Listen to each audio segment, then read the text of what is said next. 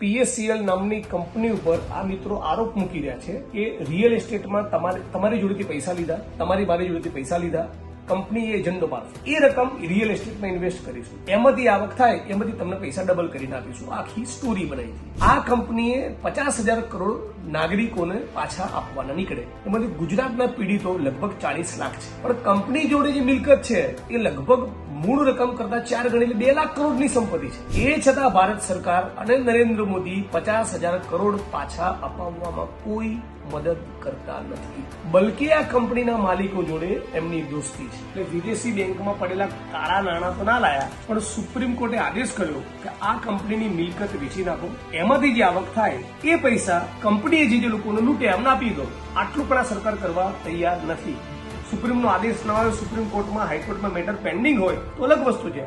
Supreme કોર્ટે આદેશ કરી કાઢ્યો કે 6 મહિનામાં તમામ રકમ ચૂકવી દો. આ ફ્રોડ કરનારી 420 કરનારી કંપનીની મિલકત વેચો, પણ નરેન્દ્ર મોદીની સરકાર હજી આ કરવા તૈયાર નથી.